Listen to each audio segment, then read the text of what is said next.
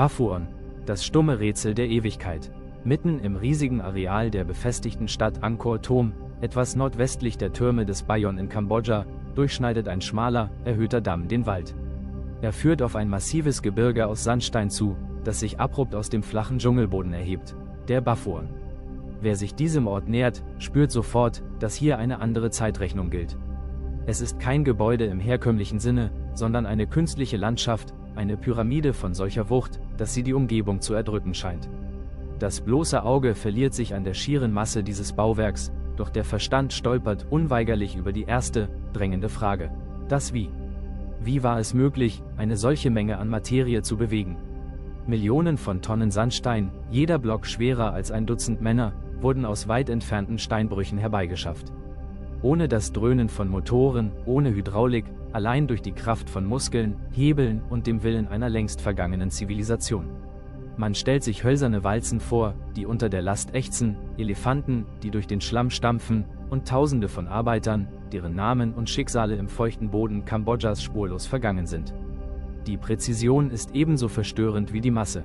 Die Steine wurden nicht einfach aufeinander gestapelt, sie wurden geschliffen, bis sie nahtlos ineinander griffen. Kein Mörtel verbindet sie. Was diesen Berg zusammenhält, ist nichts als Schwerkraft, Reibung und eine Ingenieurskunst, die an Zauberei grenzt. Es ist ein gigantisches Puzzle, zusammengesetzt in einer Zeit, in der der Westen noch Kathedralen plante, während hier bereits Berge versetzt wurden.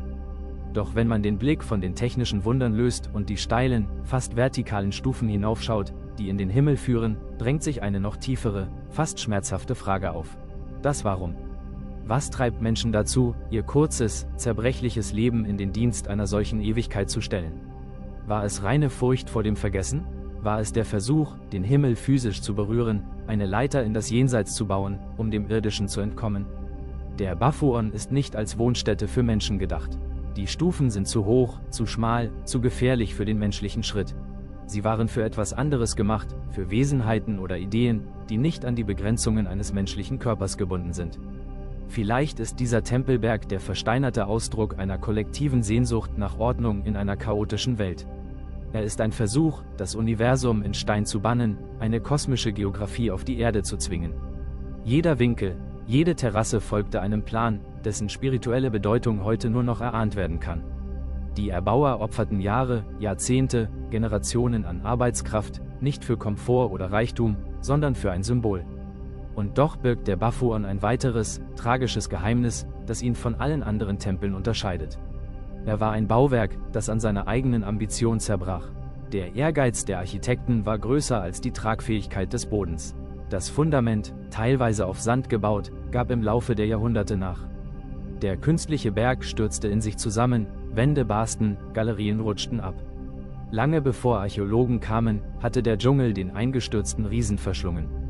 Was wir heute sehen, ist das Ergebnis eines der komplexesten Puzzles der Menschheitsgeschichte.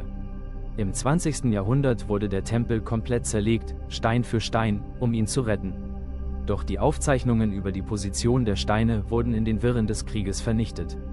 Jahrzehntelang lagen 300.000 Steine im Wald verstreut, ein stummes Chaos. Dass dieser Berg heute wieder steht, ist ein zweites Wunder, fast so groß wie seine ursprüngliche Errichtung. Heute, wenn die Abenddämmerung einsetzt und die Schatten der Bäume lang über die Mauern kriechen, spürt man diese gebrochene Geschichte. Es ist still hier, stiller als anderswo. Der Bafuon bewahrt sein Geheimnis.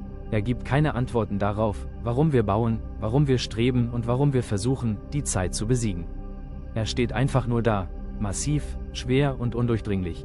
Ein Monument des menschlichen Willens, das den Himmel herausfordert und doch fest an die Erde gekettet bleibt. Wer lange genug hinhört, glaubt vielleicht, im Wind, der durch die oberen Galerien streicht, das ferne Echo zu hören, die vor 1000 Jahren verstummten.